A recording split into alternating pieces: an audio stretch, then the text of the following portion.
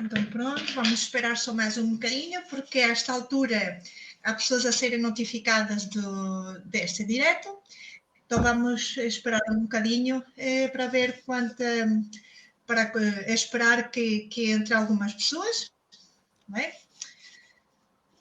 Clotilde, estás quentinha ali? Estou aqui. Estou aqui bebendo o meu chazinho de limão, quentinho. Acabadinho de fazer agora, e então sabe bem, no meio deste frio, sabe bem beber um chazinho.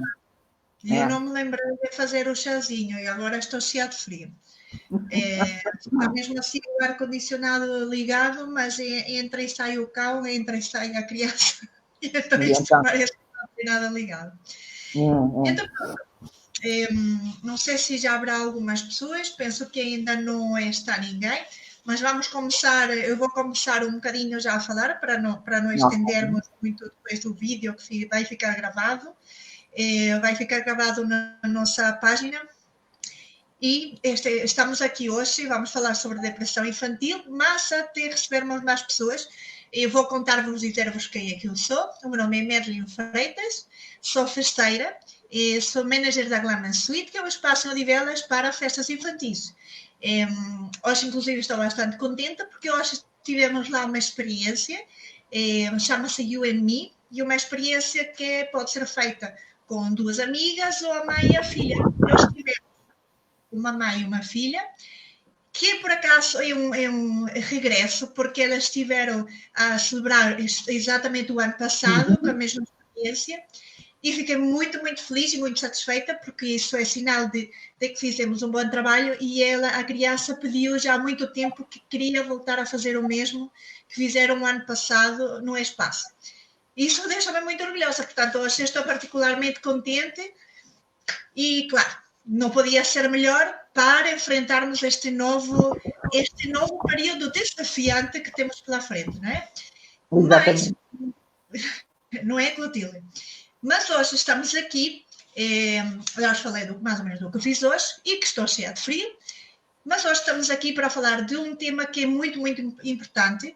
Vou deixar já claro e em evidência que eu não sou especialista, mas trabalho com frequência com algumas crianças, tenho algumas referências de alguns pais e também algumas próprias, e é disso que vamos falar hoje. E temos aqui a Clotilde, de onde é que isto surgiu?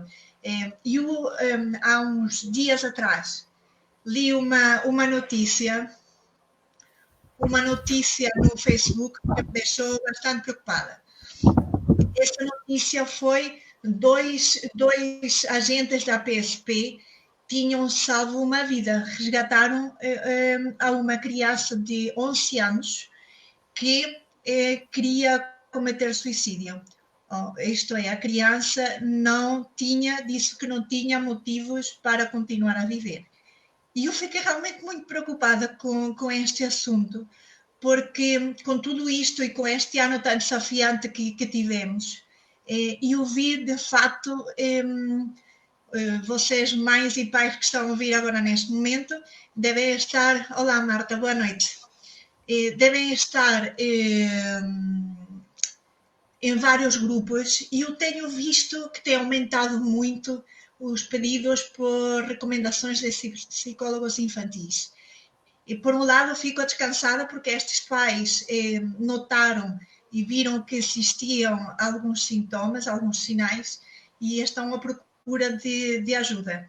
E fiquei descansada nesse sentido, mas, de fato, muito preocupada porque é algo que está a aumentar e que nos deixa realmente preocupados, pelo menos a mim como pai. Mas como não sou especialista na matéria, eu convidei, ou aliás, conversei na altura com uma pessoa que gosto muito, é uma coach com uma especialidade em parentalidade, e ela vai se apresentar muito melhor do que eu. É uma excelente pessoa, uma excelente coach, que eu aprecio muito. Estivemos a falar sobre este tema, e eu convidei-a hoje aqui a nossa casa, a Glaman Suite, para falarmos um bocadinho sobre isto. Clotilde, boa noite e seja bem-vinda aqui a nossa... Boa noite, Madeline. Boa noite a todos os que nos estão a ver ou ainda irão ver a posteriori. Na realidade, como está escrito, e a Madeline já me apresentou, o meu nome é Clotilde Rodrigues, eu sou coach transformacional, parental e instrutora online. Em termos, eu não tenho uma grande experiência em termos de parentalidade, embora eu seja, mas estou no início da parentalidade, mas tenho uma coisa que eu acho que é muito, muito, muito importante, que é a experiência pessoal, ok? E além da experiência pessoal, também lidei à volta de 10 anos com crianças, sendo que eu tinha um ATL, e como sabem, o ATL a partir do meio-dia, mais ou menos, pelo menos aqui em Lisboa, tem crianças que só têm aulas de manhã e a partir da hora do almoço, almoçam e ingressam num ATL. Portanto, eu tinha esse ATL e, como tal, durante quase 10 anos lidei imenso com crianças dos 9 a 12 anos, 13 anos mais ou menos, dentro dessa idade.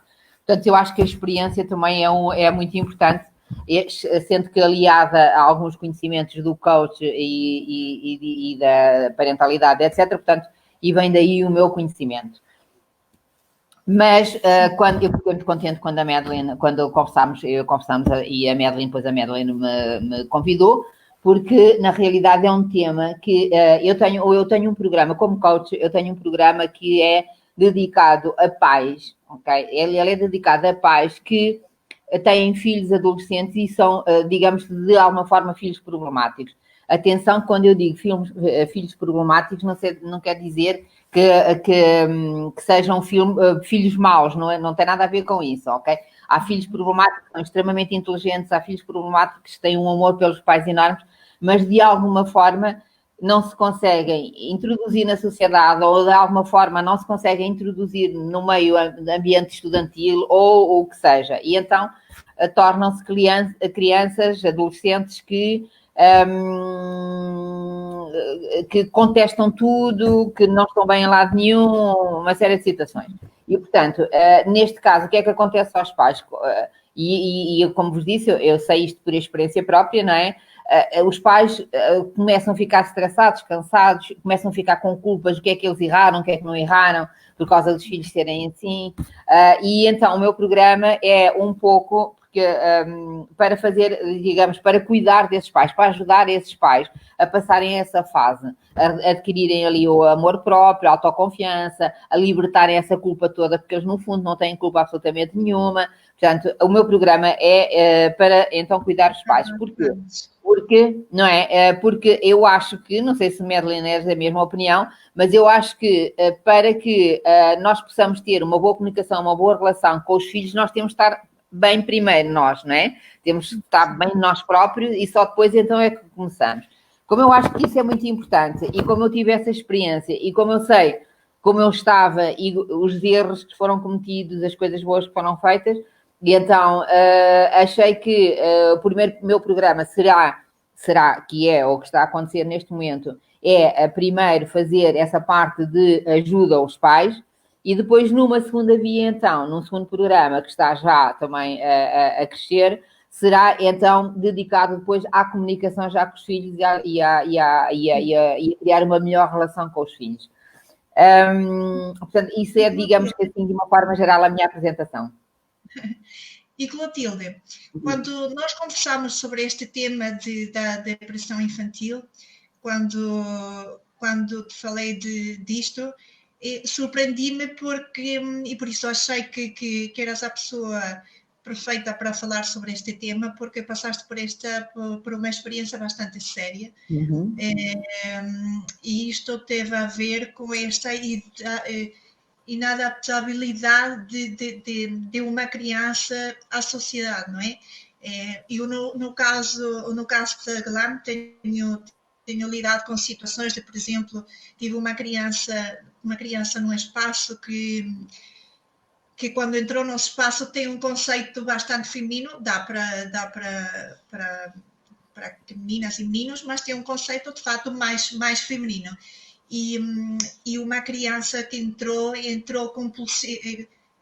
ficou um pouco, não sei como dizer, ela ficou como parada e de repente começou a chorar e ela disse que não se sentia bem no sítio porque ela era Maria Rapaz E eu fiquei assim um bocadinho chocada. Na altura, eu disse, mas eu disse assim, como Maria Rapaz, eu disse assim, olha, aqui há muitas coisas que podes usar, tu podes usar, podes não usar, e há muitas coisas que podes fazer que não está ligado com vestidos e saias e pinturas. E ela ficou um pouco mais em confiança, mas eu notei que isto perturbou-lhe porque ela não estava de facto a ser aceite dessa forma, ou não estava a ser aceite pelo que ela era, não é? E neste caso, no caso da Clotilde, acho que vai ser muito enriquecedora ouvir a história dela, porque tem muito a ver com isto. Clotilde, conta-nos o que é que aconteceu. Exatamente, antes de passar à minha história, também quero te dizer que eu também tive, não sendo no mesmo setor, mas também tive diversas crianças que tinham alguns problemas.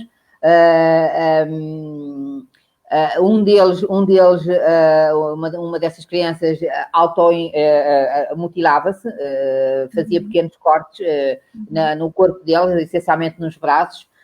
Tive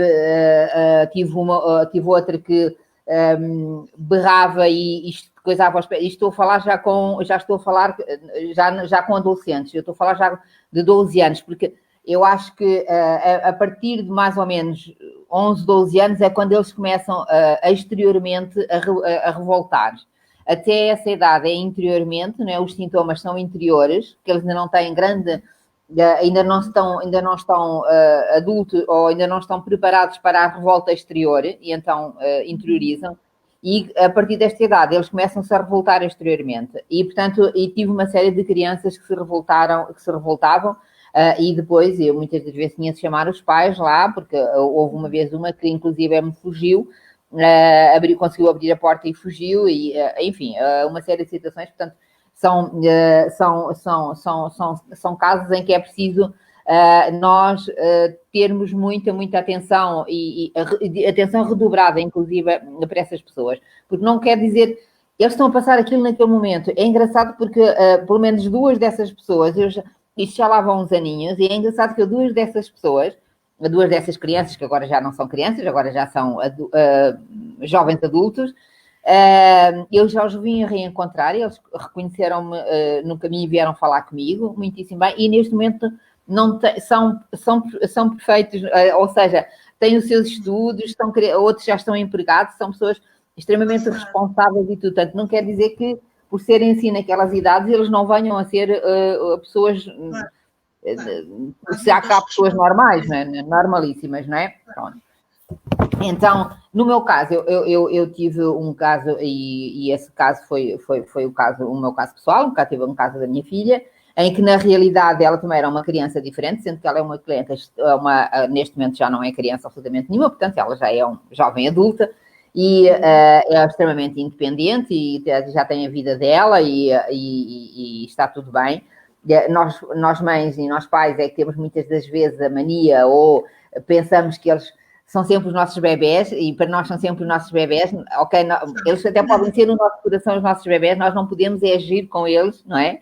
Nós não podemos agir com eles como se eles fossem mesmo nossos bebés, que não são, eles estão adultos, eles vão crescendo e eles têm a vida deles. E como eu digo, nós às vezes erramos muito no sentido de queremos que eles não errem, ou queremos retirar, eu digo, queremos retirar as pedras do caminho deles. E nós não podemos retirar as pedras dos caminhos deles, não é? Nós crescemos com pedras, não é? E eles também têm de crescer com pedras. Nós não podemos retirar. Pronto. No meu caso, portanto, a minha filha, desde muito nova, como tu disseste, que tiveste esse caso lá no teu espaço, a minha filha, desde muito nova, eu era sempre chamada também desde os 2 anos de idade, que ela entrou numa creche aos 2 anos de idade, porque é que a Catarina era uma pessoa extremamente alegre, sociável, e, no entanto, as educadoras punham-no a brincar com as meninas, assim que elas davam costas, ela já estava a brincar com os rapazes. E isso acontecia, e eu, para mim, disse assim, tudo bem, é porque ela não gosta de brincadeiras de raparigas, não gosta de bonecas, nunca gostou, não é uma criança. Eu também nunca habituei a pôr nem fitinhas, nem nada dessas, porque eu também nunca liguei muito a isso. E, portanto, é muito normalmente, ok, ela foi sempre crescendo, sempre era sempre muito desportista, entrou para a escola primária sempre as melhores, a melhor em tudo que fosse relacionado com o desporto. Os rapazes adoravam ela, como é óbvio, porque sendo rapariga, estava ali no meio deles como se fosse ele, como se fosse rapaz, jogava futebol com eles.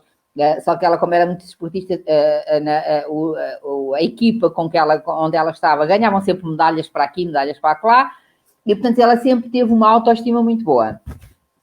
Sendo ela diferente, né? Porque não usava saias, usava só calças, ela usava sempre um boné posto ao contrário, ainda hoje usa o boné, portanto já podem ver que ainda hoje, com essa idade, ela gosta do boné, mas notava-se logo a diferença, sendo que ela nunca sofreu muito com essa diferença porque ela tinha uma autoestima muito, muito grande, porque ela era venerada, ela quase que era venerada pelos amiguinhos dela. E como ela era uma pessoa muito expansiva, muito dada, então quase que ela era venerada. Pronto. O que é que acontecia? O problema não era nem com ela, nem com os amigos dela, nem na escola, né? Porque nunca teve problemas absolutamente nenhum desses. O problema era com os adultos. Ok. Os adultos, nós é que temos clichês, nós é que temos dogmas, nós temos traumas, temos o que quisermos, mas nós é que temos aqui e, por vezes, tentamos transmitir esses estigmas aos jovens, não é? Muitos deles ficam traumatizados com esses, outros não, que felizmente a minha filha não ficou, porque, entretanto, como eu disse, ela tem uma personalidade muito forte e tem essa capacidade de se juntar muito, e portanto nunca tive, e depois tinha-me também a mim, como é óbvio, e alguma parte da família sempre do lado dela, e portanto nunca houve assim nada de especial.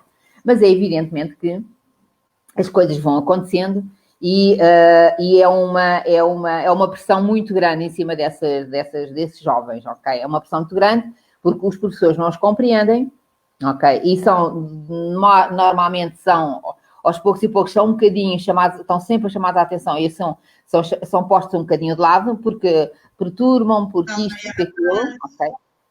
Né?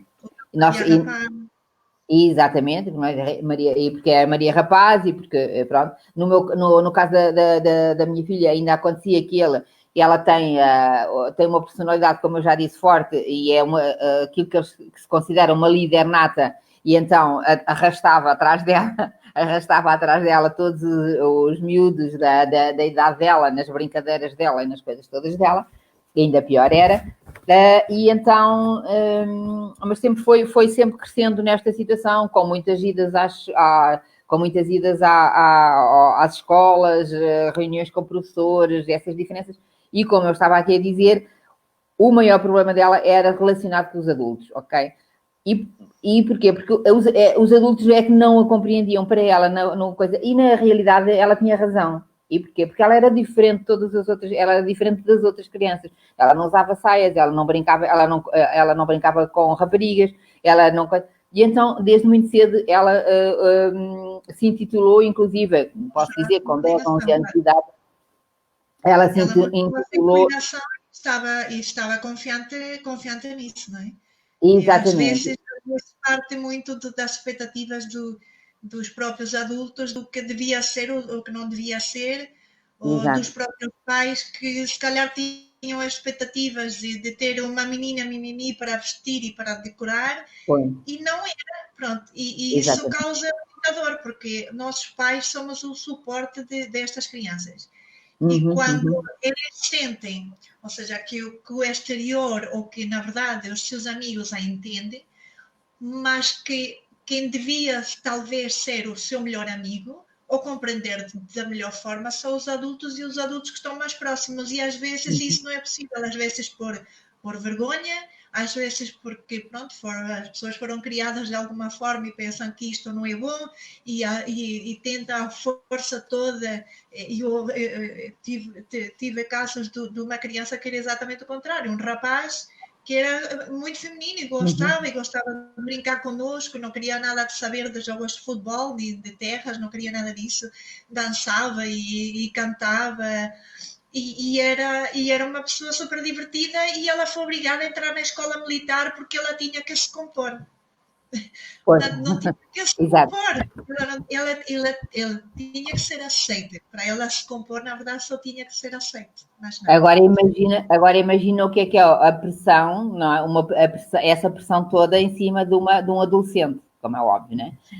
Aqui existia essa pressão, embora essa pressão não fosse assim tão forte, porque ela tinha o apoio de pessoas, não é? Não eram todas as pessoas contra ela tinha o apoio de pessoas, mas de qualquer das formas, a vida por vezes traz-nos coisas dentro de falecimentos do avô, de quem ela era uma figura de referência, com esta luta toda, mesmo com a autoestima dela e isso tudo, mas são adolescentes, são crianças, são adolescentes e parecendo que não, a pressão existe e os traumas existem. E então eu apercebi-me, em determinada altura, que ela também, numa determinada situação de muita dor, ela fazia pequenos cortes no braço, fazia mesmo cortes no braço, e eu perguntava, ela dizia que não era nada e que se tinha cortado, estava sempre umas desculpas e não sei o quê, mas eu via que não havia ali qualquer coisa que não estava bem.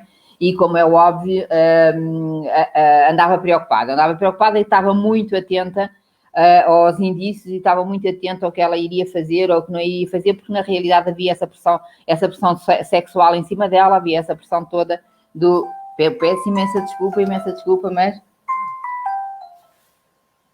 eu estou aqui e ligaram-me. Acho que há alguém a dizer que não consegue...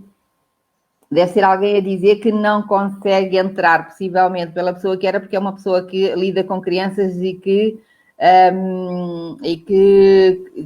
és capaz... Eu daqui não posso fazer nada. Tenta publicar o link na minha página, pode ser? Na Madeleine, se conseguires. Não sei se como estamos em direto, não sei se vais conseguir, se não vais conseguir fazer isso. E vou tentar, sim, estou em direto, mas vou entrar no telemóvel e tentar partilhar. Podes continuar.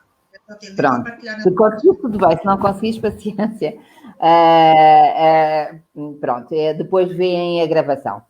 Então, estava atenta, como te estava a dizer, mas houve um determinado dia que a pressão foi tão grande, que, como é óbvio, ela também tentou suicidar-se, tentou o suicídio. Eu apercebi-me, não vale a pena estar aqui entrar em pormenores, eu apercebi-me, como é óbvio, veio logo para o hospital, aquilo não passou disso, correu tudo bem. As coisas, o médico, fiquei contente, que o médico depois reencaminhou para um psicólogo, onde ela andou durante 2 anos e meio num psicólogo. Lá está, é necessário sempre ajudas, não é suficiente a ajuda dos pais, eu continuo a dizer, não é suficiente. Tem de haver, eu já tinha estado aqui a conversar um bocadinho com a Merna, tínhamos estado a dizer, tem de haver uma ajuda conjunta dos pais, da família, dos professores, dos colegas da escola, tem de haver uma ajuda conjunta. E depois pediatra e psicólogo. Tem de sempre haver, para que não deixe grandes mazelas, para que a criança depois ter aquele período, começar a desenvolver de uma forma normal, tem de haver ali sempre interajudas. Então, se forem todos em conjunto a lutar para o mesmo fim, com toda a certeza absoluta que aquilo é uma fase muito passageira e é uma fase que passa. Foi no caso do caso da minha filha, portanto, foi logo detectado que ela não era uma suicida nata, e, portanto, aquilo foi mesmo num momento de muita dor, uma série de circunstâncias, não vale a pena estar aqui a contá-las, uma série de circunstâncias que aconteceram num espaço de 3, 4, 5 dias, e a dor foi tão forte que ela fez o que fez e aconteceu essa situação. Portanto, o que é que eu quero dizer com isto? Quero dizer que, no meu caso, eu estava atenta, portanto, e encaminhou-se logo as coisas e não aconteceu nada de grave, mas, na maior parte das vezes, isso não acontece. Ou porque os pais não estão, ou porque os pais não estão atentos, porque às vezes não se apercebem das coisas, como aconteceu com o exemplo que a Madeleine lhe deu logo no início, daquela criança. Estavam ali aqueles dois eram da polícia, não disseste, Madeleine? Sim, foram 2 PSP, foi uma sorte, não é? Porque... Exatamente, foi mesmo uma sorte estarem lá eles, senão não tinha ido. e eu estive a fazer uma pesquisa, existem suicídios de jovens, em média, ainda não se viu os anos de 2018, 2019 ainda não foi feito, mas de 2017 morreram em Portugal, só em Portugal, 46 jovens adolescentes por suicídio e subiram 15 casos de 2016. 2016 foram 31 casos e 2017 46 jovens que faleceram. Portanto, não é muito a quantidade é muito, são muito jovens. E se calhar alguma coisa tem de mudar. E eu acho que não é só no seio familiar, é um conjunto de coisas. É o seio familiar, é as escolas, enfim, há aqui muita coisa que tem de mudar. E é por isso, Clotilde, que eu optei por fazermos esta live, porque é uma situação que não sei se os pais têm medo de falar sobre o assunto, é porque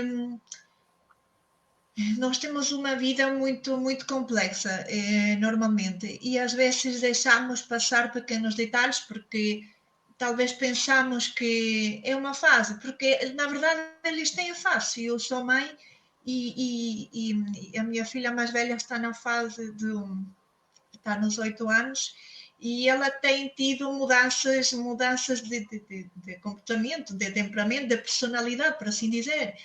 Mas há fases e há outros sintomas, portanto, ela pode eventualmente fazer uma birra ou ficar mais contestatária em certas situações, mas não é recorrente, portanto, eu consigo perceber, eu a conheço muito bem e tento ser muito amiga dela, por isso consigo reconhecer que algo não está bem com alguma facilidade.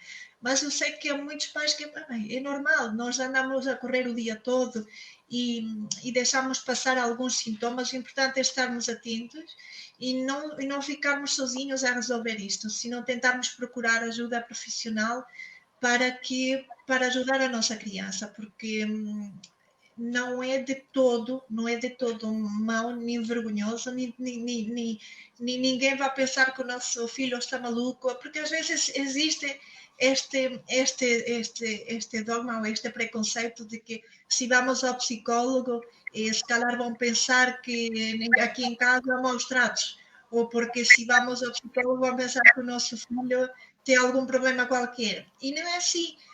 Antes de arrependermos de não termos dado ajuda, vamos dar-lhe ajuda profissional. E então nós pensamos que para incentivar que os pais procurem esta ajuda, dar-vos alguns sinais. Olá, Sandra, tudo bem? Dar-vos alguns sinais, alguns sintomas que vocês podem estar atentos na vossa casa em relação aos vossos filhos para determinar, vocês não vão determinar, mas podem alertar o vosso pediatra em caso de que estes sintomas ou que estes sinais sejam muito, muito repetitivos. Eu estive a falar também com um pediatra e ele estava-me a dizer que a depressão infantil pode começar desde os 6 meses de idade. 6 meses e depois é dividido em várias faixas etárias porque, obviamente, os sinais de depressão infantil de um bebê de 6 meses são diferentes de uma criança de 6 anos como de uma criança de 12 anos. E alguns sintomas que podem ter e que são comuns é a apatia, a vontade de dormir, de sentir-se cansado, cabisbaixo. Uma criança que, por exemplo, costuma estar alegre, ou uma criança, muitas crianças, ou a maioria das crianças são ativas até pelo menos, não sei, até sempre, espero eu.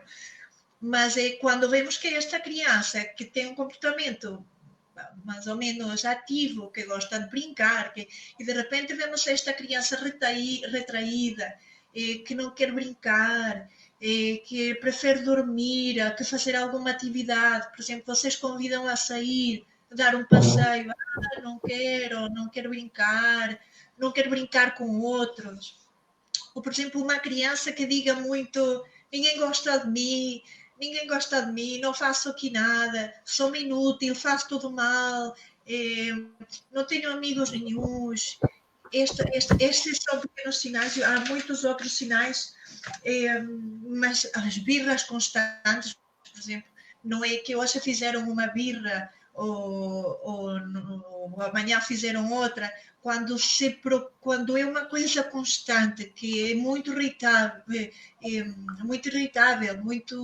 muito respondona, no sentido de por qualquer coisa reage de forma brusca. É uma criança que anda sempre muito triste, que não se diverte, anda mesmo com o rosto muito triste. Ou uma criança, por exemplo, que chega à escola e que de repente ia à escola e deixa de querer ir à escola e de ficar em casa, eu quero ficar em casa, quero ficar em casa, não me quero separar dos meus pais, quero estar sempre em casa. Pode ser sinal de que alguma coisa está a acontecer na escola que está a frequentar, pode ter alguma dificuldade com alguns amigos. Se uma criança, por exemplo, que tem um rendimento escolar médio ou até alto, um rendimento escolar regular, por assim dizer, que de repente vemos que começam a cair as notas, não têm entusiasmo em estudar e que esta situação se mantém, isto são sinais muito claros de incontinência, por exemplo. Imagina uma criança que, passado algum tempo, já não usa fralda e que já há algum tempo que não faz xixi, nem não faz xixi nas cuecas, nem na cama, e de repente começa a ser constante estes episódios. Estes são sinais claros de que pode existir uma depressão infantil. E que é importante, nessa altura, que os pais estejamos conscientes desse sintoma, porque é difícil de identificar uma depressão infantil. E cada um destes sintomas será fundamental para vocês comunicarem ao pediatra e dizer, olha, está a acontecer isto, já está durante este tempo, portanto, ter um bocado registro do tempo em que esta situação, estes sintomas se estão a manifestar, para nós comunicarmos ao pediatra, que certamente vai trazer, vai encaminhar para um psicólogo infantil ou para algum especialista que vai tratar e vai cuidar muito bem dos nossos meninos, não é, Clotilde? E acrescentar àquilo que tu disseste, Madeleine, eu acrescentaria também, porque é uma das coisas que normalmente as crianças se queixam muito, e eu, como disse, quando tinha o ADL, sei que eles se queixavam muito, que é as dores de estômago, eles dizem dores de barriga, okay? Eles dizem dores de barriga, mas dói-me a barriga. Muitas das vezes a dor de barriga já é um sinal muito forte que a pessoa está extremamente nervosa, está com uma grande pressão. Dor de barriga, dor de cabeça associados são sempre sinais, e se são constantes, a criança todos os dias lhe diz que dói a barriga, é dói. E depois ainda há um outro que já é mais grave, que já é considerado mesmo uma doença, que é os ataques de pânico. Os ataques de pânico levam muitos jovens, muitas crianças ao hospital, porque aquilo que eles sentem é como se ficassem sem ar, sem conseguirem respirar. O coração começa a bombear, começa a trabalhar muito rapidamente, e acontece. A minha filha teve ataques de pânico, eu conheço já muitas pessoas, mesmo inclusive em adultos, por circunstâncias da vida, ou porque acontecem 3 ou 4 coisas muito fortes, não é? É muito desagradável, sim. A sensação, imagina se um adulto se assusta, imagina uma criança, não é? Exatamente. E depois, como um pequeno parênteses, a Marta estava aqui a dizer, se as crianças precisam de apoio profissional, não se pode olhar as que os outros podem pensar. De todo, Marta. Temos que pensar primeiramente neles, porque, na verdade, nós somos os seus heróis. E se eles sentem que não podemos contar, eles não podem contar connosco, vão contar com quem? Portanto, nós temos que ser pais e temos que aprender a ser amigos. Nós podemos ser pais e podemos ser amigos deles. porque só assim é que eles vão falar abertamente conosco do que estão a sentir. De outra forma, a tendência deles vai ser ocultar, e isso eles fazem ainda pior, pronto, ainda ficam piores. É verdade, é verdade. Então, eu não tive, como te disse, nunca, graças a Deus, nunca tive ataque de pânico, mas a minha filha teve. E é uma doença que ainda não é muito compreendida, não é? Não é muito compreendida, e quando se está a ter alguém que nos rodeia, é muito difícil, as pessoas não sabem como fazer, porque é grave, aquilo que se sente é grave. Como as outras pessoas estão ao lado, não sabem o que é que estão de fazer, estão a piorar a situação, porque estão a pôr ainda mais stress, estão ainda a pôr mais pressão. Mas o que se passa? Mas o que é que se passa? Exatamente. Sabes o que eu me lembrei nessa altura? Sabes o que me lembrei nessa altura? Porque eu me apercebi que, ou seja, estava a ser exatamente assim, compreendida. Então, o que eu fiz foi sair do sítio e entrei num sítio onde havia desconhecidos, tanto que as pessoas tentaram ajudar-me a dar um chá, a acalmar, e eu não conseguia pegar a chávena, porque as minhas mãos tremiam tanto que eu não conseguia levar a chave na minha boca. E então, aquilo que eu me lembrei, assim, que é parvoíce, e não sei se é parvoíce, mas foi daquilo que eu me lembrei, é que quando aos animais, bem, isto é um bocadinho mal de falar sobre o assunto, mas os animais, pronto, horrível mesmo, são apertados para reduzir o estresse. E então eu pedi ao senhor do café, lembrei-me das vacas, eu sou muito espontânea, lembrei-me das vacas e que elas eram muito apertadas para relaxar. E então pedi ao senhor do café que me abraçasse com muita força, apertasse o mais que pudesse, que era para descontrair. E de fato funcionou, mas não é uma situação, imagino em criança, se o adulto se assusta, eu só pensava que ia morrer nessa altura e que as minhas filhas iam ficar órfãs. É verdade, é verdade. É verdade, sim, senhora. A melhor situação é tentar, tu foi através do abraço, do colo, sabes que o abraço nós sabemos, no desenvolvimento pessoal, o abraço é muito importante para nós, não é? O darmos um abraço, o sermos abraçadas é muito, muito importante. Há ali muitas energias que se trocam, é muito importante. E traz-nos uma calma, o abraço traz-nos uma calma, não é? Nós se abraçarmos alguém que essa pessoa esteja extremamente nervosa, automaticamente nós estamos a contribuir para que essa pessoa fique mais calma. Portanto, e um ataque de pânico não é nada mais, nada menos do que isso. Só se pode ser tratado, convém ser tratado, ou pode ser tratado, não com medicação, mas principalmente com o inverso do que é um ataque de pânico, ou seja, tentar acalmar a pessoa através da respiração, mudando-a do sítio onde está, tentando que ela pense coisas muito boas, em vez de estar a pensar coisas más, passem imagens pela cabeça dela, coisas que lhe são agradáveis, e portanto é assim que se trata, mas que é muito complicado, e eu sei, eu já passei diversas vezes com experiências com outras pessoas, com a minha filha e não só com outras pessoas, e é extremamente agradável. Portanto, isto é um outro sintoma, e este, quando já é ataque de pânico, já começam a ser já é um sintoma já ainda mais grave. Portanto, e nós temos de estar, como temos estado sempre aqui a dizer, desde o princípio que nós começamos esta conversa, o essencial é um trabalho conjunto e estarmos sempre atentas, um trabalho conjunto entre os professores, os pais, os educadores, ou creche, se estiver na creche, um ATL, um espaço onde elas estão. Normalmente estão sempre 4 a 5 horas, é muito raro estarem menos de 4, 5, 6 horas, e então é muito importante também que elas se sintam bem naquele ambiente. Eu conheço o teu espaço, acho o teu espaço maravilhoso, acho o teu espaço lindíssimo, e depois conheço-te a ti também, como é óbvio, sei perfeitamente bem também como tu és extremamente divertida e tens um bom ambiente e isso tudo.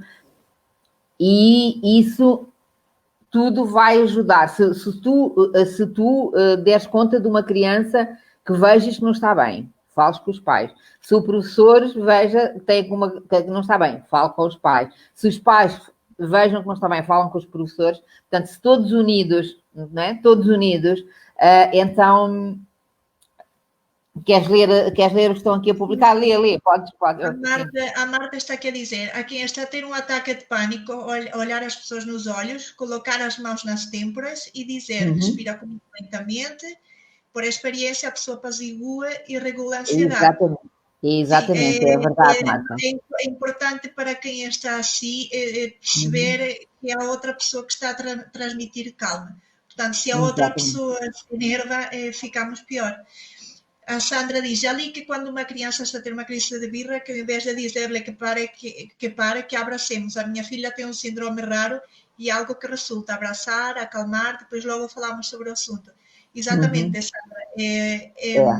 Nestas situações, o mais importante é dar-lhes carinho. É um dos melhores remédios que podemos dar-lhes em casa. E compreensão. Porque não vale a pena desvalorizar. Isso não é nada. Amanhã os meus amigos disseram-me isto, aquilo. Isso não tem nada a ver, amanhã já estão bem. E às vezes eles, nesta situação, estão a tentar se aproximar de nós, a contar-nos algo que lhes está a incomodar, e a nossa reação de, sim, pronto, dizes-me a seguir, ou mais logo, ou isso já vai passar. Desvalorizarmos isto, às vezes é o suficiente para eles retraírem-se e dizerem assim, não vou contar porque se calhar realmente não é nada. Ou estou a ser incompreendido, então eles acabam por retrair-se. E nestas situações, já para eles é bastante... Não todas as crianças são iguais, mas há crianças mais retraídas que já avançarem para esta situação de comunicar que algo está a acontecer, aí, nesta altura nós temos que logo ficar atentas. E é como eu estava a dizer, este é um trabalho em conjunto, porque nós estamos a trabalhar, chegamos a casa no frenesim de jantares, banhos e por aí. E às vezes o tempo é tão curto que passamos com os nossos filhos, e há educadores que estão a ter muito mais tempo com eles e conseguem ver-lhes no seu ambiente social. Ou seja, este educador, seja no ATL, seja na escola, está atento a toda a interação que esta criança está a ter na escola.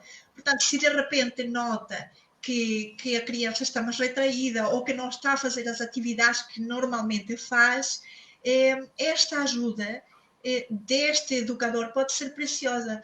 E o importante é que também incorporemos isto, dermos a confiança a quem está a ensinar os nossos filhos, porque na verdade nós confiamos os nossos tesouros a estes educadores, portanto nós temos também acreditar neles e ouvir-lhes quando eles falam sobre alguma situação dos nossos filhos, seja porque está a ter um comportamento, e eu lembro-me de um caso de isto no jardim de infância, onde estava a minha filha, do caso de uma criança que começou de repente a empurrar todos os outros meninos, a cuspir aos outros amiguinhos, destruía os materiais. E eu lembro-me que na altura até se falou, os professores chamaram os pais e pediram para se calhar consultar com o pediatra, que se calhar ia precisar de alguma ajuda de algum especialista, e os pais ficaram bastante incomodados com o assunto, e na verdade era uma família que estava a ter muitos problemas e muitas discussões em casa. Foi um casal que depois acabou por separar-se, mas que estavam a ter constantes discussões. E esta criança, na verdade, estava a entrar num processo depressivo e estava a mostrar esta irritabilidade e esta incompreensão, e estava a transportar um pouco dos problemas dos adultos à sua curta vida. E a forma como ele estava a manifestar isto tudo era através da raiva e do comportamento agressivo e da falta de respeito. E E às vezes nós não notamos em casa que talvez isto esteja a provocar.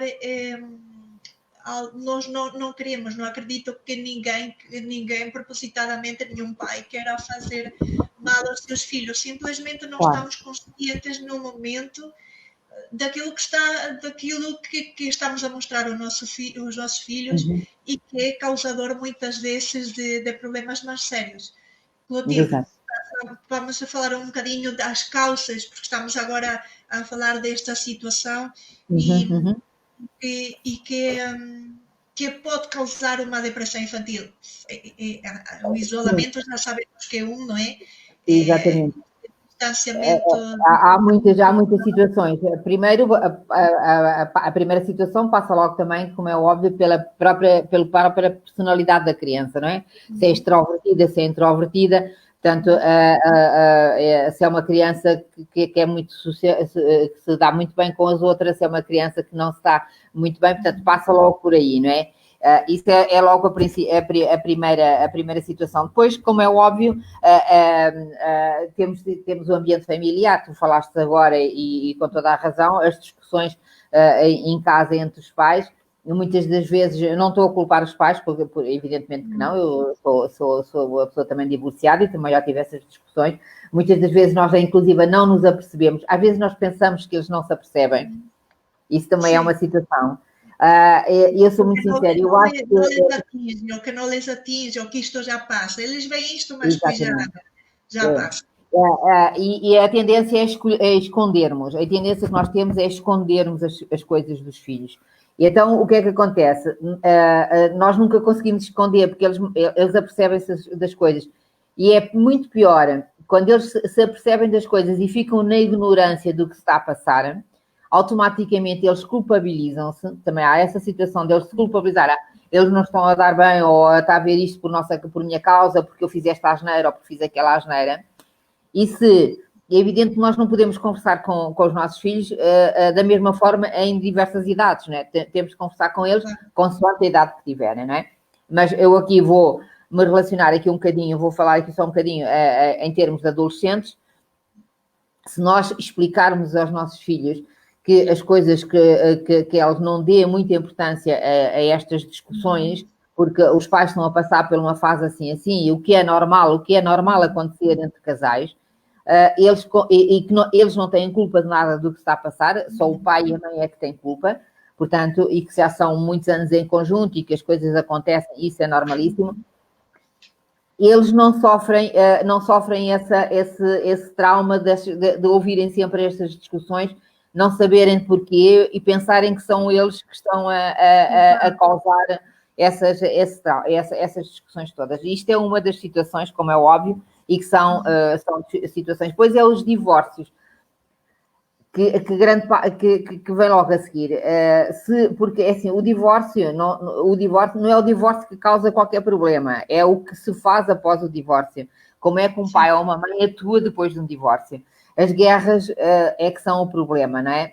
E essas guerras, normalmente, em casos de divórcio, e eu abençoo os divórcios em que não têm essas guerras, metem sempre os filhos ao barulho. E então há muitos traumas também vindos daí. Sim. Também, essa é uma das também. Mudanças de escola, mudanças de casas.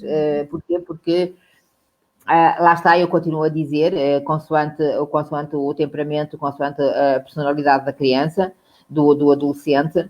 Mas uma mudança de escola significa para ele que vai ter que começar tudo novo, não vai saber se vai encontrar novos amigos, não vai saber como é que vai estar, como é que vão ser os professores, como é que vai ser o ambiente, e isso tudo também causa um trauma. Se for só esse, ok, tudo bem, com um determinado tempo aquilo passa, não é? Mas se forem outros sintomas associados, todos juntos, como é óbvio, é muito mais grave, não é? Depois também temos essa parte que nós temos estado a falar muito e que é essencial, que é a falta do contacto com os pais. Eu direi a falta de qualidade, porque eu não acho que seja necessário ou obrigatório que haja, que seja necessário muito tempo. Nós não temos muito tempo, quer queiramos, quer não, os pais trabalham, a maior parte dos pais trabalham, portanto não há muito tempo. Mas o pouco tempo que há é a qualidade. A qualidade na relação é muito, muito, muito importante. E aqui na qualidade nós temos imensas coisas. Por que não aproveitar os fins de semana, já que durante a semana não há, aproveitar, fazer coisas em conjunto com os filhos. Mas aqui agora há aqui um bocadinho o reverso da medalha. Quando nós dizemos que fazemos coisas em conjunto com os filhos, normalmente a tendência é fazermos aquilo que nós gostamos. É levar os filhos a tentar fazer. É verdade ou não é verdade? E nem sempre vamos fazer aquilo que eles gostam, porque nós temos sempre a tendência a arrastar. Mas fazer um compromisso, preciso fazer um compromisso, porque, por exemplo, é verdade que nós às vezes, pronto, e se calhar, e se vemos um filme juntos, boa, vamos ver um filme juntos e os miúdos ficam, pronto, não era bem isso, mas pronto, é um compromisso. E eu queria brincar às bonecas contigo, ou fazer 10 puzzles seguidos, e os pais, pronto, aqui não me apetece, e minhas costas, e eu própria já disse assim, filha, estou tão velha para me sentar aí no chão com os puzzles. Mas pronto, fazemos uma espécie de compromisso, não é? Olha, filha, assim, vamos agora fazer uns puzzles, mas aqui em cima da mesa, está bem? Porque mamãe, as costas da mamãe já não permitem estar assim tanto tempo como tu. Não vamos fazer 10, mas se calhar fazemos 2 hoje. E exato. Amanhã, ou a próxima semana, fazemos mais 2. Se calhar podemos pintar um bocadinho e depois vemos um bocadinho deste filme para as duas ficarmos abraçadinhas no sofá. Pronto, fazemos uma espécie de compromisso com eles para... Pronto. É verdade. É verdade, eu concordo contigo. Mas na realidade a tendência não é essa, Madeline. A tendência... Não quer dizer que sejamos todos iguais, como é óbvio, mas a tendência é sermos nós pais a dizermos aquilo que iremos fazer em conjunto. Olha, hoje vamos aqui, ou hoje vamos acolá. Olha, por vezes, se o pai é pescador, olha, hoje vamos a fazer a pesca. O filho até nem gosta nada de pesca, mas enfim. Enfim, essas situações todas. E então, aqui eu acho que a qualidade do tempo, sendo que esse tempo que vá sempre de encontro àquilo que o filho gosta, como é óbvio, né? Porque está ali para criar relação com ele, né? Criar uma comunicação com ele, ir de encontro àquilo que ele gosta é muito importante. Portanto, o que pode, digamos que estas são as coisas principais, não é? Depois há outras, não é? Mas já não são tão não são tão repetitivas, não existem tanto, não é?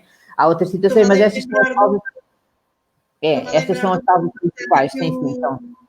Estou-me a lembrar uma muito importante também, que é o bullying, e nestas situações precisamos mesmo estar muito atentos, porque por isso é que numa altura estava a dizer, nós precisamos de ser pais, mas também precisamos de ser amigos, porque nós somos tipo super-heróis para eles.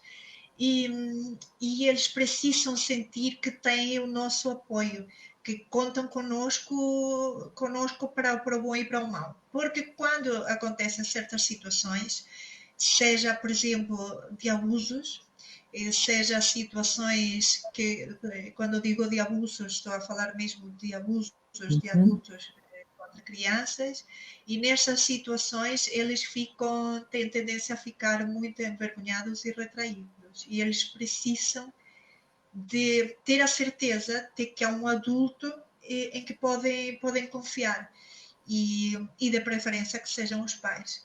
Por isso, de vez em quando, não de vez em quando, mas constantemente devemos, mesmo na brincadeira, está tudo bem na escola, e tentarmos...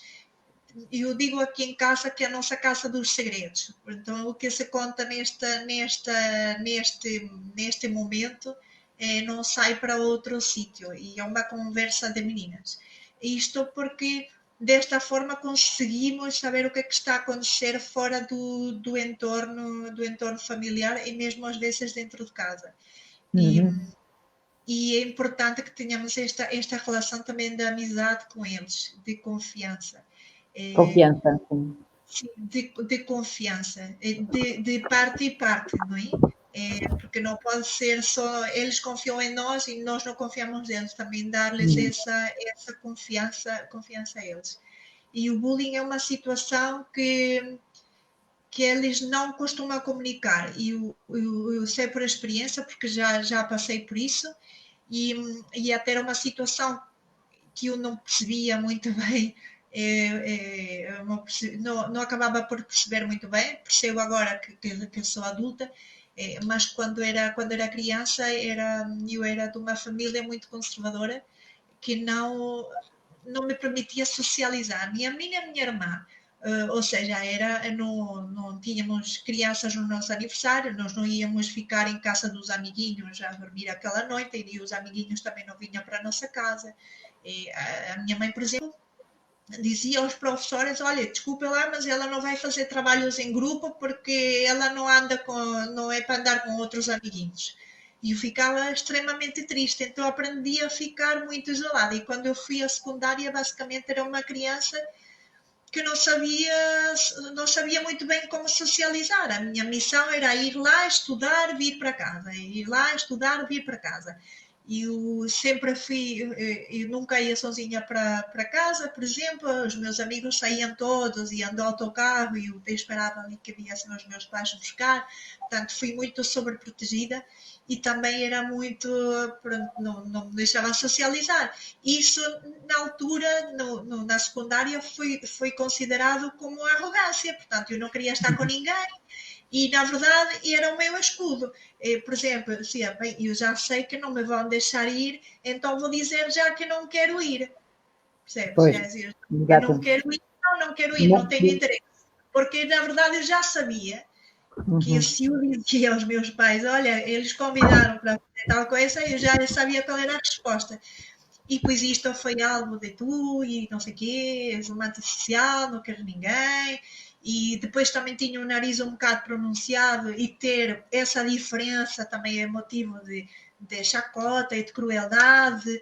E há uma série de situações que depois, ou seja, os meus pais, na verdade, eram os meus pais, e não conversava com os meus pais sobre estas coisas.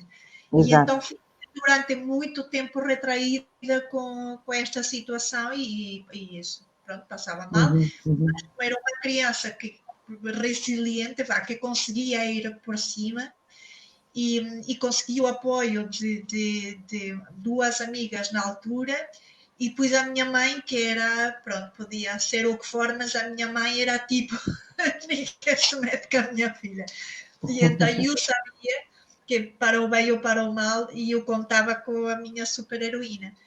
Por isso é que eu sempre repito que é importante mantermos esta figura, não de super-herói perfeito, super-mão ou super-mulher, que não tem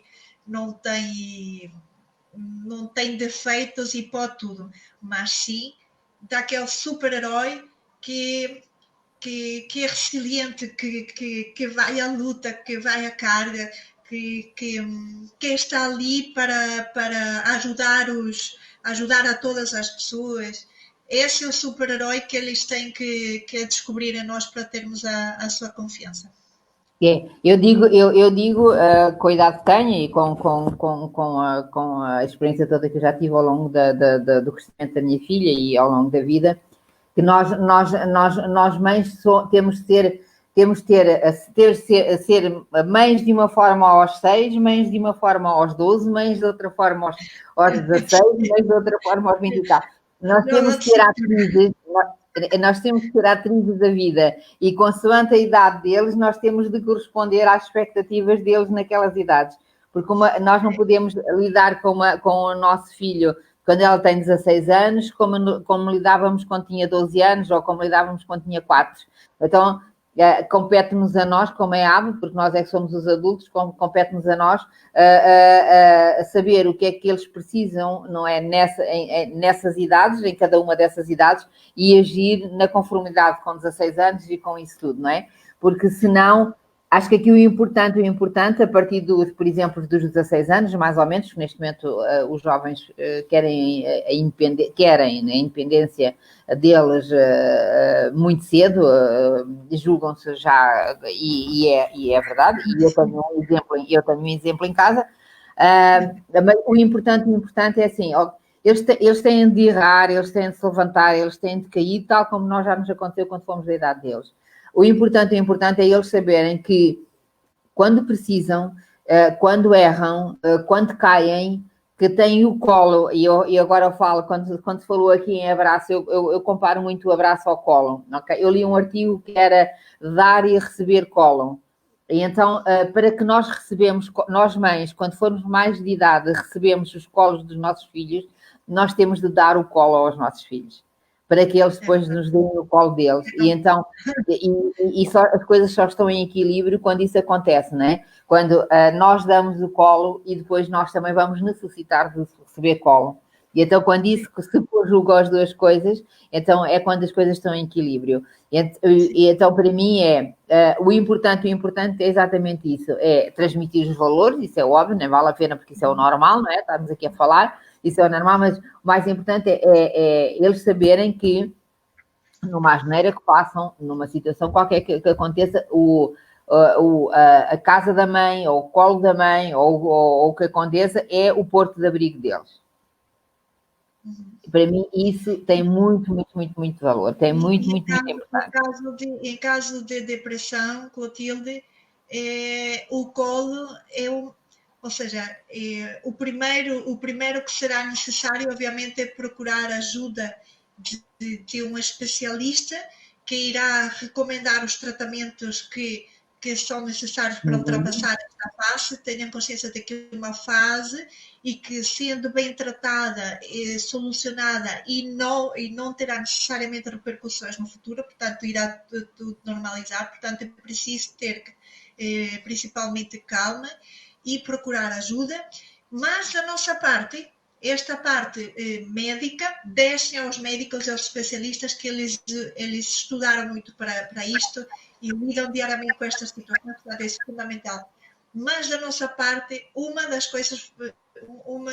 formas de lidar com esta depressão infantil após detectada é exatamente esta: o colo, e que eles sintam que nós estamos ali, que estamos presentes. Exatamente. Nas quedas, nos momentos bons, nos momentos maus, nós estamos ali para eles. Eles precisam ganhar essa confiança e ter a certeza de que existe esse porto seguro para eles conseguirem abrir-se e expressar aquilo que estão a sentir, não é, Clotilde?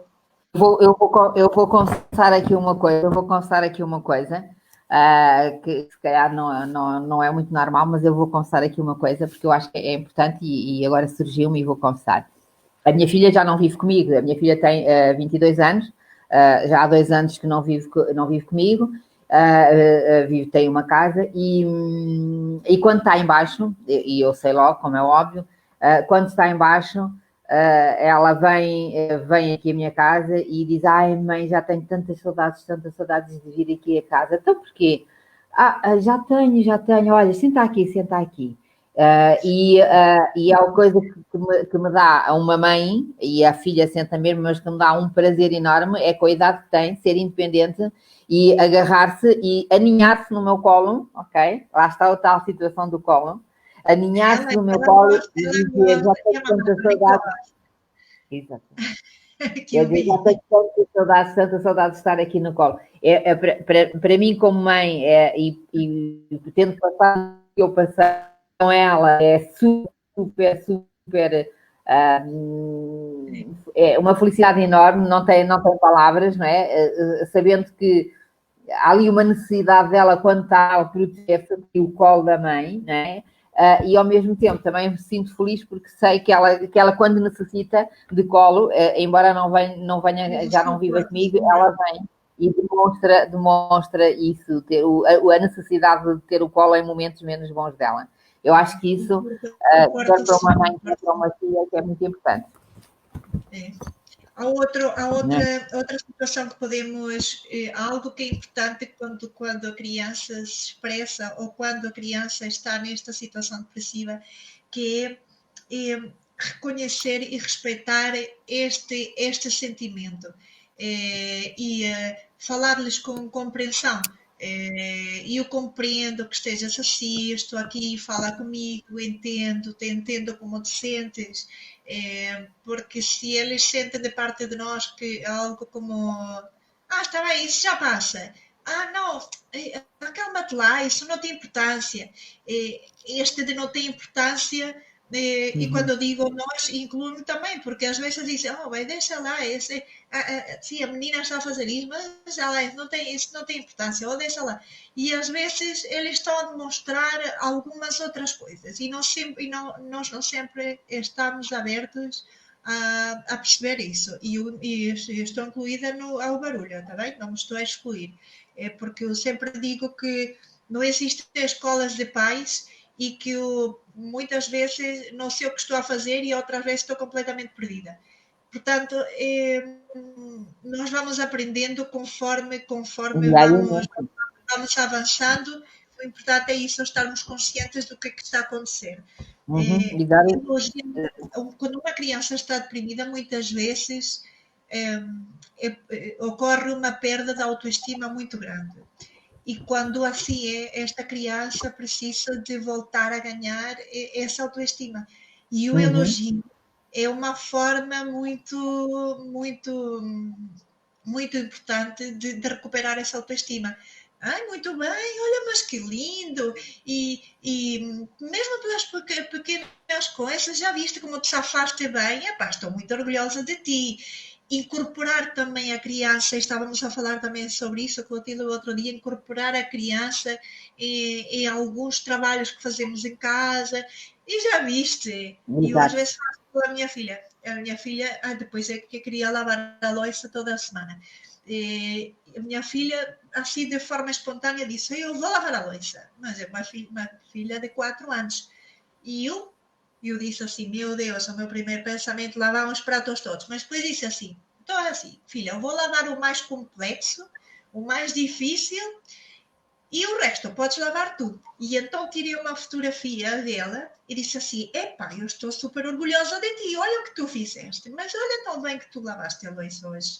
Então tirei uma fotografia e depois ela pedia constantemente o telemóvel. Mãe, podes enviar a não sei quem? Podes mostrar ao papai? E depois mostrava isto e mostrava aquilo. Portanto, ela própria sentiu-se orgulhosa com este elogio e pelo fato de eu ter registrado que ela o estava a fazer tão bem.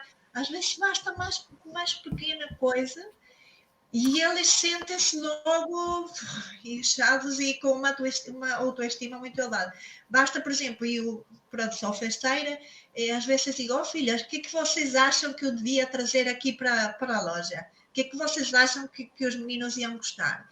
E então eles dizem, olha mãe, e este vestido, e aquela fita, e, não sei, e elas ajudam. E elas, quando vão lá, elas sentem-se orgulhosas de terem sido parte de criar algo. E no caso de uma criança que está em depressão, isto é fundamental, porque a autoestima fica enormemente abalada com esta situação. É o sentirem-se úteis, elas sentem-se úteis, sentem que estão ali a ajudar e que estão a ser úteis para aquela tarefa que estão a fazer, e isso é muito importante. Se uma mãe ou um pai se fizer com que os filhos se sintam úteis e lhe der essa responsabilidade de lhes dizer, olha, isto foi feito, olha, fizeste muito bem feito e fizeste uma grande ajuda, e isso é muito bom para o filho, levanta muito a autoestima, não é? Porque, no fundo, os pais querem agradar os filhos, mas os filhos também querem agradar os pais, não é? E então, se nós dermos essa facilidade, essa compreensão de lhes dizer e demonstrar, porque às vezes eu acho que os pais, quando falo pai e mãe, têm muito, não querem, ou melhor, pensam que se lhes estiver a demonstrar muito este tipo de coisas, que estão eu agora ia dizer aqui uma palavra que não tem muito, tipo, estamos a transformá-los como mariquinhas, ou seja, estamos ali e não tem nada a ver com isso, não tem absolutamente nada a ver, pelo contrário, devemos fazer exatamente isso, não é? Sim. As crianças, por exemplo, nesta altura, as crianças sentem-se um dos sintomas é, como estávamos a falar, é não quererem brincar ou não quererem socializar. E nós, nesta altura em que estamos a acompanhar o tratamento para uma criança deprimida, é importante que incentivemos o contacto com outras crianças. Ir aos poucos, não é necessário agora estás assim, vou até colocar numa festa gigante, até porque agora não se consegue. Mas ir aos poucos incentivando o contato com outras crianças. Nesta altura que vamos ficar fechadinhos em casa, pode ser através das redes sociais, pode ser através do Zoom, pode ser através de uma brincadeira, através do WhatsApp, algo que lhes permita este contacto com outra criança e sair um pouco do ambiente. Se nós não conseguimos, por exemplo, se eles estão em casa e estamos constantemente em casa, o importante também é tirá-los desse sítio para eles, se calhar, dispersarem um bocadinho, um passeio a um parque próximo, nem que seja por 10, 15 minutos, o importante é que eles não fiquem fechados no quarto ou constantemente no sofá. Incentivar-lhes, não obrigar-lhes, mas incentivar-lhes, olha, não queres acompanhar, a tua companhia é tão boa, faz-me companhia neste passeio, que eu adoro ter-te por perto. Portanto, há muitas formas de, com carinho, incentivar-los a sair do sofá e de saiam da cama. Eu acho que aqui também é muito importante, Madeline, eu acho que aqui também é muito importante o incentivar a criança a ter atividades e a desenvolver atividades e preferencialmente fora de casa, como é óbvio, tu disseste agora e muitíssimo bem, porque o estar em casa, a atividade de estar em casa são atividades que nós conhecemos perfeitamente bem neste momento, são jogos, são isto, são aquilo, e portanto são atividades que estão dentro de 4 paredes e o oxigênio não é o oxigênio, não é a energia, o oxigênio exterior não é igual ao que está interior dentro de uma casa. Então, incentivarmos e fazermos com que pelo menos uma atividade. Exatamente, está aqui a Marta Aventura, eu gostava aqui a olhar, a dizer, e ela diz: o contacto com a natureza é uma excelente terapia. É exatamente isso, Marta, é mesmo uma excelente terapia. Portanto, incentivar sempre a criança a ter uma atividade exterior. Isso é muito importante, é muito bom e corta logo ali um paradigma, ou seja, corta logo ali a casa, a escola, não é? E então, que às vezes são coisas que nos quais eles até têm problema, ou não estão muito bem, ou o que seja, e depois então há um corte e vão fazer uma atividade, evidentemente tem que ser a atividade que eles querem. Aqui vamos incorrer exatamente no mesmo erro. Por favor, pai, por favor, mãe, não escolham uma atividade para os filhos que será aquela que vocês gostariam de ter, não. A atividade tem de ser aquela que elas gostam, que os filhos gostam de ter. Tem de ser essa atividade e não a nossa atividade. E isso é muito, muito, muito importante. Como tu sabes, Madeline, eu gosto muito de atividades. A minha filha sempre foi desportista. Ela era até federada em tumbling aqui no Lisboa Ginásio Clube. E sempre lidou muito, muito, muito com o desporto, quer na escola, quer fora da escola. E isso também foi uma das coisas que lhe ajudou muito. Né? Porque todas estas pequenas contribuíram para isso, ajudou-lhe imenso. Eu própria sou apologista de desportos e de coisas ao ar livre. Eu faço todos os dias uma caminhada às 8 da manhã, aqui na zona de Monsanto, fica relativamente próximo de minha casa, e portanto começo o meu dia fazendo essa caminhada, né, ao ar livre. E eu acho que é muito importante que todas as crianças tenham estes problemas, os problemas ficam muito mais pequenos e eles conseguem dar a volta de uma outra forma se eles tiverem, nem que seja 1 hora por dia ou 1h30 por dia, num local a fazer exatamente aquilo que eles querem fora do meio ambiente deles, ou seja, fora das escolas e fora de casa. É muito, muito, muito importante. Sim, às vezes pronto, é verdade. Quando estavas a falar de 1h30, eu pensava em que momento que ela poderia fazer isto. Mas, por exemplo, a minha filha está em natação e está também no balé. Se fosse por ela, estaria todos os dias numa coisa, mas se não, praticamente não a vejo. Claro. E então, por isso não está todos os dias. mas por exemplo, ela já participou também em algumas, ela é pequenina, não é? Participou em algumas competições, pequeninas, aquelas de que não se ganha nada, se ganha mesmo autoestima. E Claro. ela ficou orgulhosíssima pelas conquistas e nós também andávamos aos berros ali montados em cima dos bancos a gritar o nome dela e ela ficou muito, muito contente. E basta esta situação, aquelas pequenas conquistas, e o desporto tem disto, são pequenas conquistas. Desde que entraram na piscina e não sabem mergulhar, oh mãe, já sei mergulhar, e agora já sei dar uma abraçada, e já não me afundo, e já fui para a piscina dos crescidos. E pronto, estas pequenas conquistas que o desporto dá é muito boa para a autoestima deles e no futuro, quando tiverem que lidar com uma situação mais complexa, isto que ganharam com o desporto vai fazer toda a diferença, isso sem dúvida. Sim. Faz muito, faz. A Catarina é óbvio, não é? Se a Catarina não fosse uma menina que esteve sempre ligada ao desporto e tinha essas contínuas conquistas, a situação para ela teria sido muito mais complexa, muito mais difícil. É verdade. Muitas das vezes, e eu sei também disso, né, porque eu falo com muitos pais, muitas das vezes os pais dizem que não têm tempo para levar. Sabem que o não ter tempo é muito subjetivo. Nós, quando queremos, arranjamos tempo para tudo. E se o tempo estiver bem distribuído, estiver bem programado, nós arranjamos tempo. Se não for de uma forma ou de outra. Eu vou falar aqui no meu caso. A minha filha saía da escola, tinha aulas de manhã, saía da escola, almoçava na escola e ia diretamente para um ATL. Na altura ainda não tinha um ATL, ia diretamente para um ATL, ficava próximo da escola, e às 5 horas eu saía do meu trabalho, ia buscá-la ao ATL, ia pô-la ao ginásio, okay? E voltava novamente para o meu trabalho. Sendo que aquela meia hora que eu gastava para ir buscar e ir levar, eu depois dava essa meia hora a seguir. Ela ficava durante 1h30, mais ou menos, no ginásio, que era 1h30 que ela lá tinha, mais uns pozinhos daqui, uns pozinhos, eu tinha como... Tudo vai daquilo que nós queremos fazer. Eu por exemplo, eu tinha conversado com a pessoa que estava na recepção do ginásio e tinha dito, olha, se por acaso alguma vez a Catarina ficar despachada e que eu não tenha ainda chegado, se não se importa, ela fica aqui com vocês.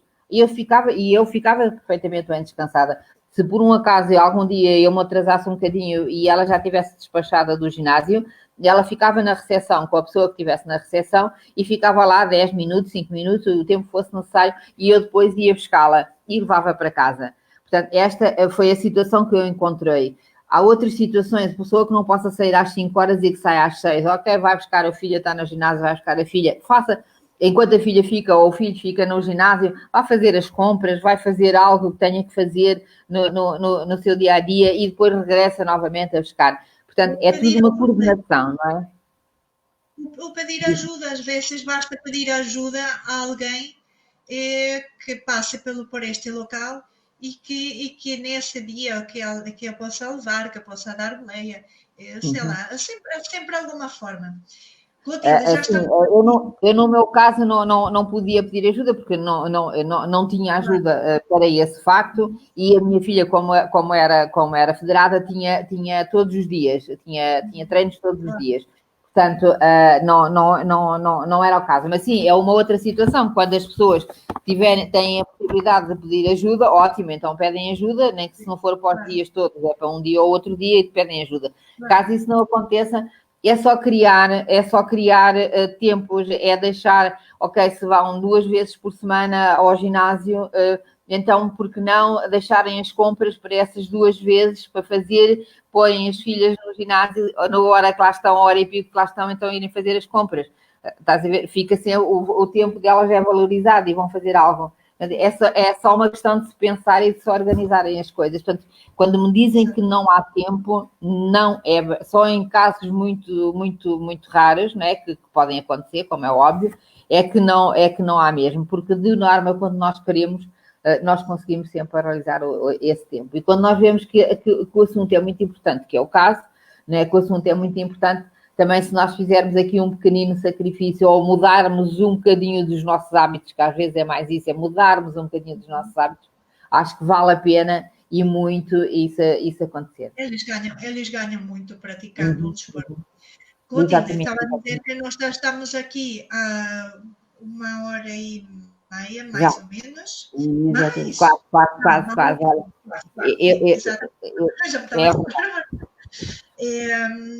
Mas pais, há muitas outras coisas que podemos fazer, porque as crianças também deixam de dormir, acabam por ter muitos pesadelos quando estão em situações expressivas e quando isto acontece, aquilo que podemos fazer é procurar afastar tudo o que possa criar algum mal-estar dentro do quarto que possa os perturbar e tudo o que perturbe a hora que está antes do sono. Isso já é normal no dia a dia, também só recomendado pelos pediatras, mas especialmente nestas situações tentar apaciguar o máximo possível o local onde eles dormem e a hora antes de irem para a cama.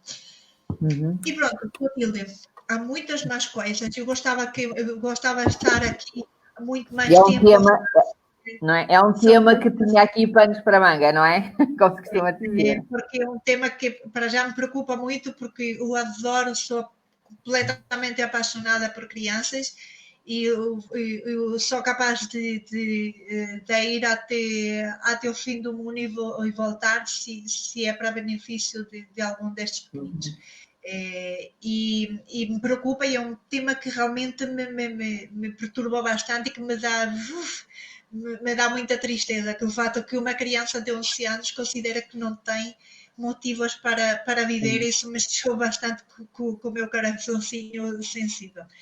E pais, aquela mensagem que nós queríamos deixar-vos é não só sejam pais dos vossos filhos, também sejam amigos, para que eles possam abertamente confiar em vocês e contar-lhes aquilo que está a acontecer. Vocês não precisam de solucionar tudo sozinhos, vocês são pais, vocês não são psicólogos, não estudaram isso, a menos que tenham estudado, mas não são psicólogos. Portanto, peçam ajuda a uma pessoa, a um especialista. Não fiquem por favor, peço-vos muito, não fiquem por aquilo que vão dizer de nós e da nossa família e do que vão pensar sobre o nosso filho e a marca que vai deixar. Não pensem isso, por favor. O bem-estar do vosso menino está em primeiro lugar.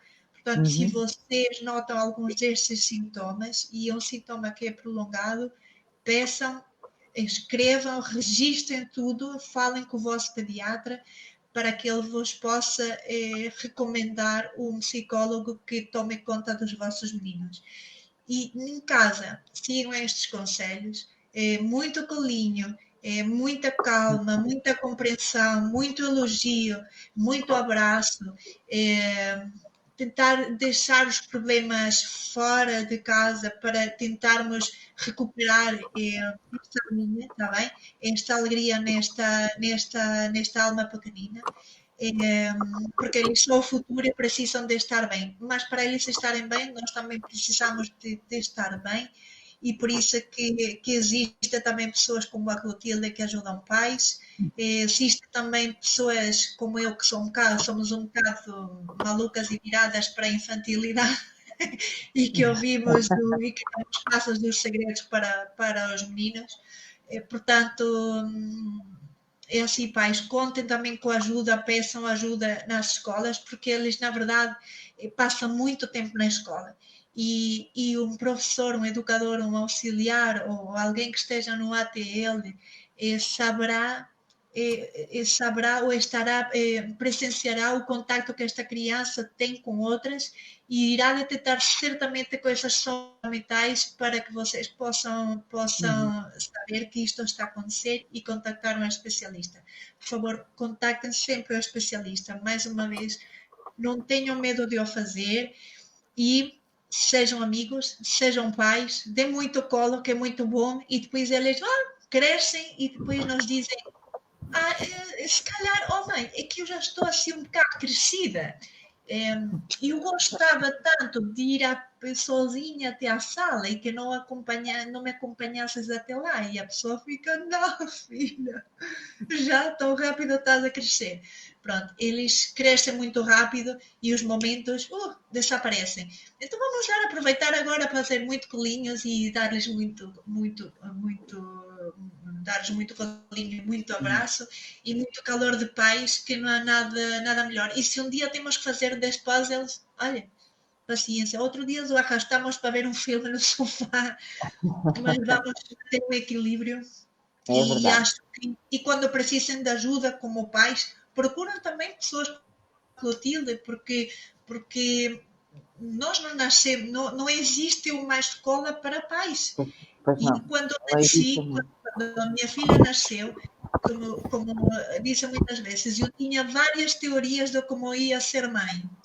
Hoje em dia tenho 2 filhas e não tenho nenhuma teoria, porque É isso verdade. vai-se aprendendo e vai-se aprendendo e nós não somos perfeitos. E eu lembro-me de como a minha primeira filha sofria tanto cada vez que passava de uma fase à outra. Eu dizia, não entendo nada, mas agora comi, agora não come. E eu chorava e chorava.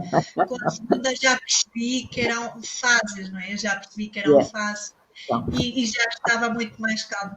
Mas não tenha medo, porque nós não somos nem psicólogos, nem nada disso. Portanto, procurar ajuda profissional nós é somos pessoas, não é? exatamente. Com erros, com coisas boas, se nós erramos e se nós batemos a nossa cabeça tantas vezes em tantos sítios, imaginem os miúdos. Então vamos exigir que eles sejam perfeitos. Ou que eles Faz. não se enganem com nada. Se nós passamos a vida a dar batotadas na cabeça, não é? Nas paredes. Portanto, ninguém é perfeito. Abracem as imperfeições, abracem as formas diferentes dos vossos filhos, porque os vossos filhos são absolutamente perfeitos.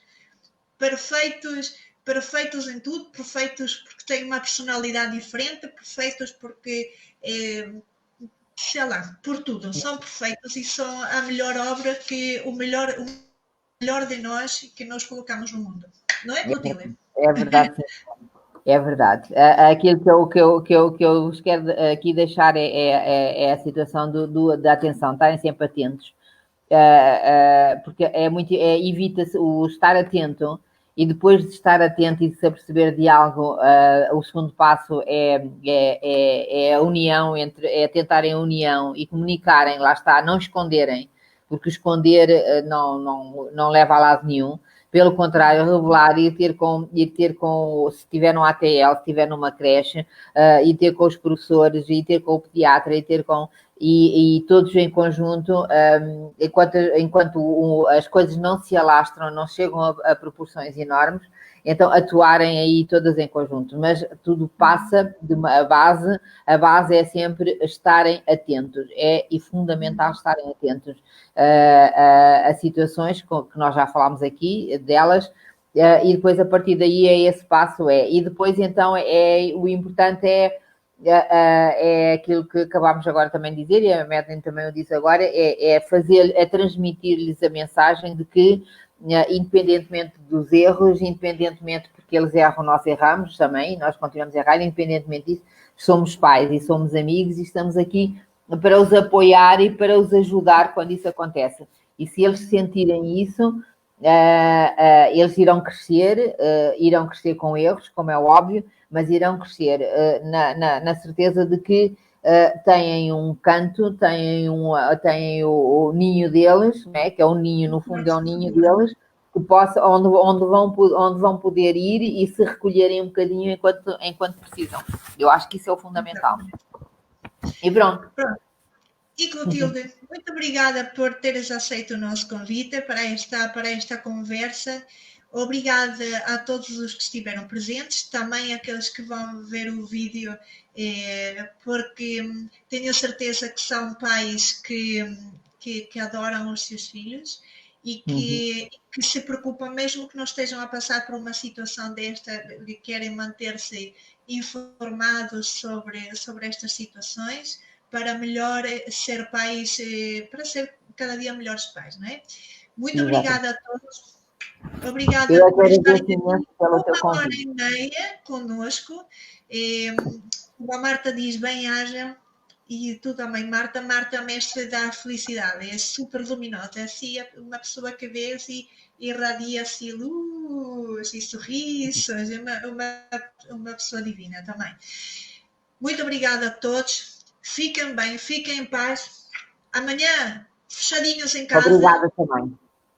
Para quem vai ficar fechado em casa, eu já estou fechada desde o mês de março, mas pronto, ainda não. Ainda tenho alguns parafusos aqui ainda que não se soltaram. Mas pronto, quem trabalha com crianças também não pode estar com os parafusos todos, sim, não imagino, então era muito chata. Então vá. Tem que ser. Muito Obrigada também. Obrigada a todos por estarem aqui. Obrigada. Tchau. Um beijinho. Até a próxima. Tchau. Tchau. Yeah.